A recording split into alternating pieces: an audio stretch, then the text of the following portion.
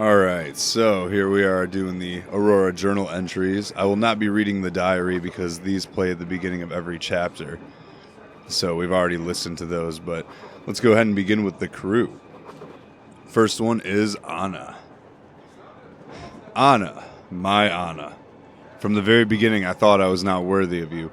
What was I? A nerdy guy from a backwater station? A dreamer hearing voices in his head? An adventure seeker? And you? The most beautiful girl in the metro, the only daughter of the legendary Colonel Miller, the best sniper of the Spartan Order. But how did you put it? There were lots of hard-boiled guys around. God, how much have we been through together? We had our bright days, and really dark ones. Our feelings would die out and rekindle again. I even tried to leave, but couldn't go too far. You wanted a normal man. But you still accepted me as I am. You were the only one who didn't consider me mad when I spent days on the surface listening to the radio in fruitless attempts of receiving signals from the other survivors. You knew that every such sortie... What? You knew that every such sortie meant more radiation exposure for me, and less chances for healthy children should we ever have them. And you would still let me go. You didn't prohibit me from dreaming. Well, let's scroll down. Oh God, there's a lot, jeez. Alright, I always felt your gaze on me when you would cover my back in combat, and when I would lose my way. I was always in your field of view. I always knew that nobody could ever replace you, my personal guardian angel of death. If this is not love, what is? Anna, you wanted to believe me, and you couldn't. You tried not to pay attention to your father. And you did. The Colonel firmly believes that our country is occupied and that the war is still going on. And that makes us jumpy, makes us expect an attack at every turn, makes us look for traces of enemy presence everywhere. He has us riled up, and Anna is not immune to that. She was so eager to find that occupying forces in that tiny abandoned village near the bridge over Volga that she saw an American banner in a mere old t-shirt. She went to investigate and fell through the roof of an old chemical storage silo. Luckily, the chemicals seemed to have been long since expired, and Anna got away with just a few bruises. Needless to say, there was not a trace of the foreign troops' presence anywhere close. I've always been telling Anna that her father is holding on to a stupid fabrication and completely disregarding reality, but she loves him too much to fully admit that. There was no trace of government in the bunker complex under Yamantau Mountain, which the Colonel was so eager to reach. Just deranged cannibals who were once workers and soldiers, but lost their humanity completely. Anna was captured by them, and I barely managed to rescue here in the nick of time.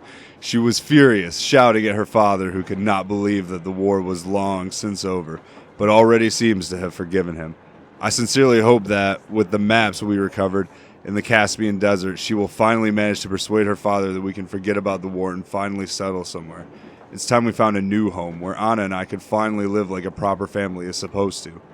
Anna, my love, it's all my fault. I took too long to get you out of that damn silo where you got poisoned. God, what do I do?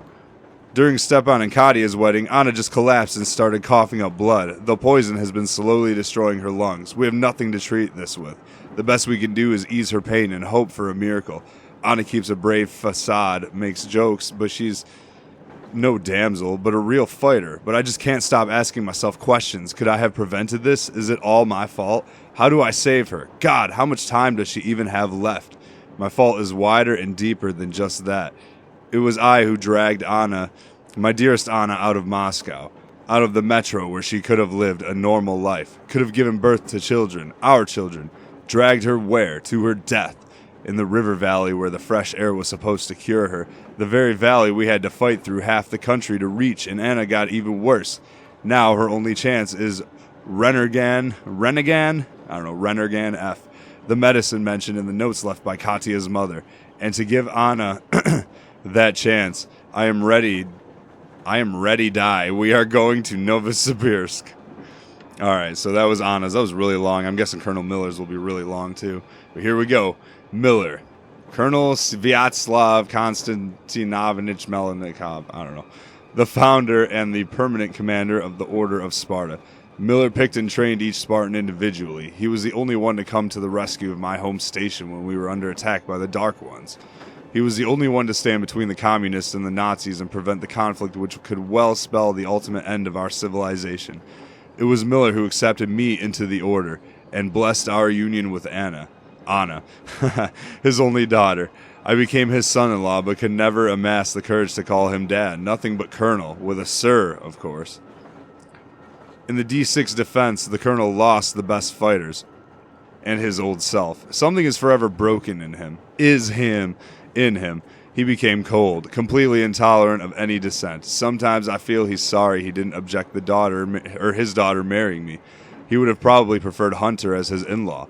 Well, Hunter is missing, and I dragged his daughter into a maelstrom none of us might ever emerge from. I dragged the Colonel into the worst adventure of his life. He had to commit high treason to save his daughter, with me in tow. He's convinced that the war is still going on, that Moscow had to fake death to prevent the final murderous strike from being launched against it. But Anna is still his daughter, and I am still one of the soldiers, so he, in his advanced age, risks everything he has. His reputation, his position in my metro, this is my metro, in the metro, the most of his order, everything to save us too, and maybe somehow get himself out of this mess. We are going to the Yamantau Mountain, where the Supreme Commander HQ is located. Only the true government of our destroyed country could now pardon the Colonel for treason, of course, if they agree to even listen to him at all. There's one problem, though. It's been a few days since we left Moscow, but we have yet to find a trace of the occupying forces. The Yamantau bunker was a huge disappointment for each of us, but before the Colonel, what we found there was a total catastrophe. Not only there was no Supreme Commander there, it looked like there was none left at all, so the people in control of Metro would have no superior in this world, which meant there was no chance for the Colonel to be pardoned for treason and ever return to Moscow. Not only would he have to spend the rest of his years in exile, an old cripple in charge of a few deserters, instead of the esteemed commander of the order he used to be. It appeared that all his life, all his battles in the Metro were useless. There were no signs of the war still going on. So back in Moscow, our indomitable Colonel simply helped a bunch of usurpers deceive the whole population of Metro, even though he was kept out of the loop. How could he take this blow and not crumble? Going back to commanding us all again? I might hate his hard-headedness and blindness, yet I can't help but admire his self-control and courage. Even in the Caspian Desert, where most of our people were down with dehydration, the Colonel persevered. He continued coordinating operations, issuing orders, and even gave his share of water to the soldiers, while continuing to search for redemption there. And then Miller finally accepted the fact that the war was long over and there were no occupying forces. He even seemed to accept the fact that his days of glory were over and only quiet sunset years and some backwater ahead. The only thing he couldn't accept, no matter what, was the danger his daughter's life was in. Outliving Anna was his most terrifying prospect he had ever faced. It was Anna's illness that finally reconciled us. He used to blame me for everything. After all, if not for my dog search for other survivors, none of this would have ever happened. I used to blame him too, if not for his conviction that there were occupying forces all over the place. Anna would never have fallen into that silo. He considered me to be delusional and egotistic. I hated his closed-mindedness and stubbornness, but now I can feel the pain his inability to help the situation in any way causes him. He lost everything, all because of me. His only daughter, my beloved wife Anna, is all he has left to live for now. Thus we must forget everything that stands between us to save her, or at least give our best trying. Alright, next up, Damir. These guys are all going to be a bit shorter. Those two are really the only, I think, real long ones. Damir is probably the calmest of all the crew members. Damir is also extremely reliable. He'll always be there to help. He always does the hardest part of any job, goes on the toughest missions, and then instead of taking the well-earned respect and gratitude as one would expect, he starts blushing and saying he had nothing to do with success, and it was all just kind of happened that way. There's only one painful issue for Damir, and that's his name. Name given to him by his father, along with half of his blood. Damir can't forgive his father for leaving, going as far as to deny being his bloodkin. Yet having discovered the state that people sharing half of his blood were in on the shores of the dried up sea, that's a really weird way of wording all that. Damir changed. He did everything in his power to set them free, but eventually it was time to live beside the blood of his father's ancient nomadic people. There's Spartan blood in Damir's veins, and its call proved stronger. All right, Duke. Duke of Darkness, Igor Dukov, the youngest, the bravest, and the craziest of us. Some join the order out of desperation, others to protect people from dangers, but Duke is just desperately in love with adventure. Whenever the colonel asks for volunteers, Duke is always first to shout, "Me!" no matter how hard and dangerous the mission ahead may be. A shame we don't have any medals in the order, otherwise Duke would be plastered with them. He keeps looking up to the more experienced fighters, competing with them for the most kills, missions, and wounds. For some reason, he pays particular attention to comparing his achievements with mine. Perhaps it's because I'm closest to his age. Anna once said about him, "Quit your whining, Artyom. There are people here who dream of becoming like you." About Duke, was she right? Igor, I'm guessing it's Igor or Igor, likes being called the Duke of Darkness, but you can hardly find a light-hearted guy. What? He is but a brat taking crazy risks all the time. But Lady Luck smiles to the brave. If not for the trick he played on Silantius, that old obscurant, our whole operation could have failed. Duke, my friend, your star is undoubtedly on the rise, and soon you will outshine us all. We be of one blood, ye and I, and I'm proud of it. Yermak.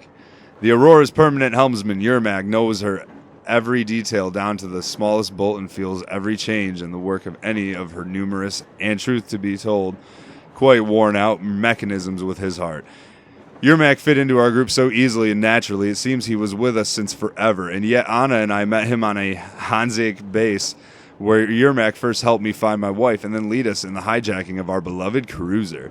Still, with Yermak's background, it's a small wonder he decided to leave Moscow with us. At the time of our meeting, we had only just learned of Hansa executing everyone trying to enter or leave Moscow, but Yermak had been living with this terrible knowledge for months. First out of fear for his daughter's life, then after she succumbed to her illness, out of sheer hopelessness. But now he is free, just like the rest of us, and if we ever come back to Moscow, we'll settle our schools with Hanseatic leadership together. Yermak says that every man has a destination in life, a place where the fate leads him to, and whenever life becomes hard, sometimes unbearably so, I always recall his words. This might be the end of the line, but it is still not your destination. Get up, walk on. Thank you, Yermak. Idiot. Idiot chose his nickname out of natural humility, or perhaps simply in honor of one of Dostoevsky's characters. In fact, he's anything but, being the most educated and well-read soldier in the order, landing the position of Miller's right-hand man back in the metro. The question is, what does he really know about the reasons for people being held in the tunnels, the war that could be still going on, as well as who is really in control of the metro? Idiot likes talking a lot, but he never actually says much, even if you push him. Save for his usual, on one hand, this could be true, while on the other. If you feel that the truth is close enough to touch, talk to Idiot. He'll confuse you completely in no time. One thing about him that I don't understand at all is what could he even be looking for fighting in the Order's ranks. In combat, though, Idiot becomes a different man. There's not a trace of his usual penchant for long-winded speeches and reflection. He is composed, quick, and ruthless. It was him and Sam who saved us from the cannibals in the Yamantau bunker complex. And it was him again who interpreted the satellite data and gave us a new goal. The more the colonel glares at me, the more he relies on him, so I think that whenever our leadership decides to retire, he is most likely to leave the order, or whatever is left of it by that time, in Idiot's hands. Alyosha. Alyosha, the life of every party, an avid lady killer, favorite customer of the seediest joints of Svetny Bulvar, and our survival on the surface instructor. After only a cursory glance, he can correctly tell if an abandoned building can last for years or is ready to collapse onto your head at the lightest touch, which ability saved him back in Moscow more than once. Alyosha is the only member of our crew seemingly taking our journey for an exciting adventure, probably in anticipation of new meetings with representatives of the fair sex, of course. And in the river valley, we had such high hopes for where we sunk Cress railcar and we're almost killed ourselves. Alyosha found just that, the love of his life. As he himself puts it, he found her and almost immediately had to leave her behind, since he, like a good friend that he is, couldn't abandon us before we reached our goal in Novosibirsk. Though I am sure that he will come back to to his Olga. After all, Alyosha hates farewells too much to never return. Sam. Sam is one of the Order's best. He might not be the strongest, fastest, or the best marksman we have, but he can certainly hold his own in a match with Spartan champions in each of these areas, and he definitely is the most unusual of us. Sam is an American, a Marine from the U.S. Embassy's guard detail, who just happened to be in the Metro when the Judgment Day came, eventually ending up as Colonel Miller's personal bodyguard. Sam had to sit the battle for D6 out on the account of staying in a hospital with a serious wound, and was really hard on himself for not being there to protect the Miller when he was needed the most. As soon as he was back on his feet, still all bandaged, Sam would refuse to leave the Colonel's side no matter what. He wouldn't even let anybody else push Miller's wheelchair. Even when Andrew, the blacksmith, made the amazing prosthetics the Colonel has been wearing ever since, Sam remained Miller's shadow and, of course, joined us aboard the Aurora. All of us, the crew members, are going somewhere to some kind of destination, as Yermak puts it, even though none of us know where that destination would be. Sam, though, seems to know the place. If the world outside of Metro is not wiped out, there must be survivors in the U.S., and Sam can't stop thinking about his parents who might still be alive, waiting for their son. I wonder if he feels he's traveling in the right direction with us. While we were waiting for the Aurora's repairs to be completed, thinking of how to cross the river, Sam, in light of our constant mentions of occupying forces, hypnotized himself into believing that the Colonel didn't trust him. It must be heartbreaking to have served a commander for 20 years with unquestioning loyalty, only to be considered a traitor. But it must be equally heartbreaking to have become so close to your old enemy, only to learn that your country might still be there. After all, and if the war is still is going on, whose side are you on? Sam? Who are you? No, Sam, the war is over. It was over the moment it started. You don't have to choose your side. All the choices have been made for us. You, like all of us, need only to remain a human, and that is all we are with you. Your brothers in arms, the soldiers of the Order, with you against the whole wide world, and in the Order there are no nationalities. Without you, we would have forever stayed in the e.m.o.b.r.i.a.n bunker, eaten by our own ex-compatriots, who had long since stopped being human beings. That's just the way it goes, man. I think about you sometimes, Sam, now that our journey is nearing its end. Be it happy or otherwise, what will you do? You dedicated your whole being to us. First to the Order, then to saving your commander, and finally to saving my Anna. But what will you do once our train reaches the end of its line in the middle of nowhere? Will you stay with us when the journey is really over? Your old man might still be waiting for you back in California, keeping tackle ready to go fishing once you come back. Aren't you going to visit him once the Aurora stops to never move again? Will you even hesitate to set out for home, even if that would mean walking to Vladivostok and swimming across the ocean? Stepan. All right, we got 4 more. In day-to-day life, Stepan is so calm and nice, it's hard to believe he is a member of the Order. We are a military organization, after all. Once you see this giant in battle, though, you immediately see the reason for him being here. Stepan is completely fearless and amazingly strong. He handles a heavy machine gun as if it were a regular assault rifle. We're lucky to be on Stepan's side. Having him as an enemy would be a disaster. Right until meeting Katya, Stepan has never defied the Colonel, but when Miller didn't want to let the woman and her daughter board the Aurora, he started a real quarrel. The Colonel was noticeably thrown off, while the rest of us immediately understood what was going on. Still, as any good commander, Miller quickly saw through Stepan and let himself be talked into letting Katya and Nastya aboard. With this addition, Stepan was sure to never leave the crew. For saving her, Katya repaid Stepan in kind. In the Caspian Desert, Stepan got so ill he couldn't even walk, much less fight. He almost died from dehydration, and if not for Katya, he would have been dead for sure. He knew whom to thank for his life, and as soon as he was able to get up, he immediately fell to one knee and proposed. Search wherever you can. You never find a better husband for Katya and stepfather for Nastya. He's been spending so much time with the girl, making toys for her and answering her constant questions about everything, that Nastya had already called Stepan dad several times by that time. Now that Katya was officially his wife, beholding their family happiness was a true sight for the sore eyes. At least someone will be able to have a proper family and future. A pity. It doesn't seem likely for Anna and me. Tokarev. Tokarev, partial to the creations of the famous gun designer he shares the family name with, is a man in love with his craft. He is constantly busy with the crew's weapons, repairing, maintaining them, and making improvements. Tokarev knows everything there is to know about weapons and even more, and can talk about them for hours, but is not really interested in much else.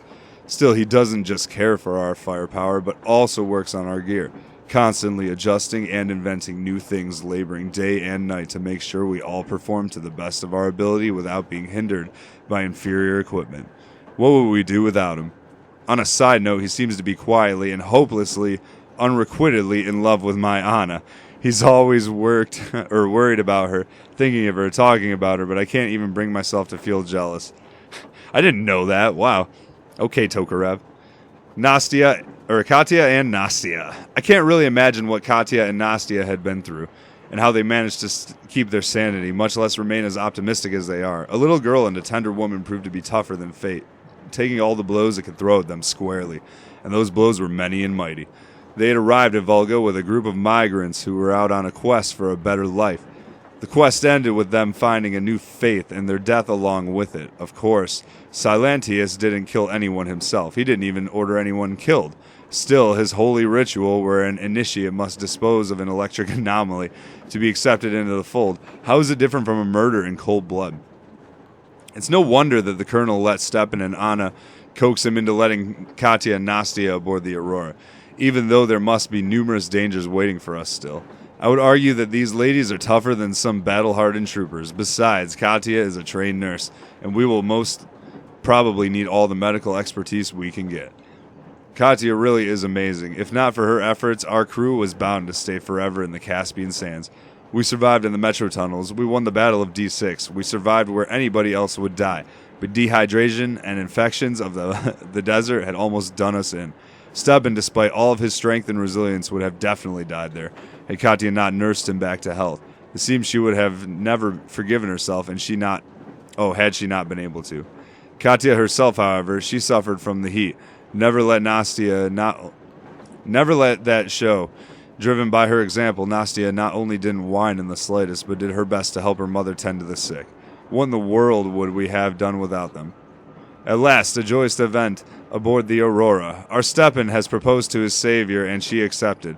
It was pretty obvious from the very beginning that Stepan was not indifferent to Katya, and her liking this gentle bear back was not something unexpected. We had all started joking about Stepan's crush long ago.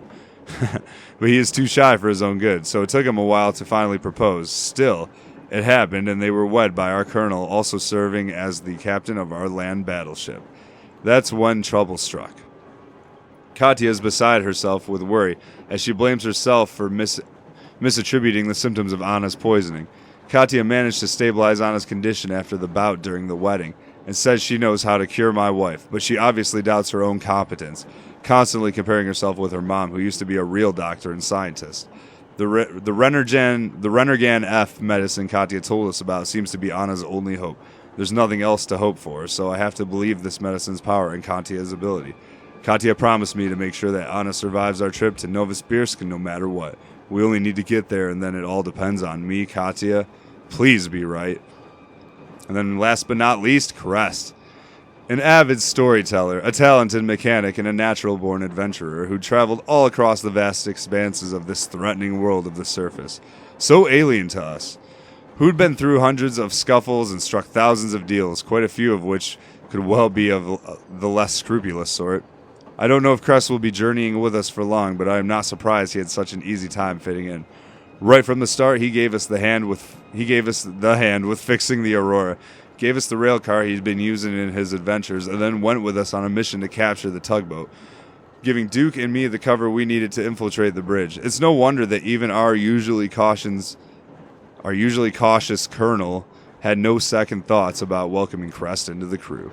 So that's the crew. I'll read the New World and probably the creatures as well in the next episode. So thank you for watching, and let's get to the next journal entry episode.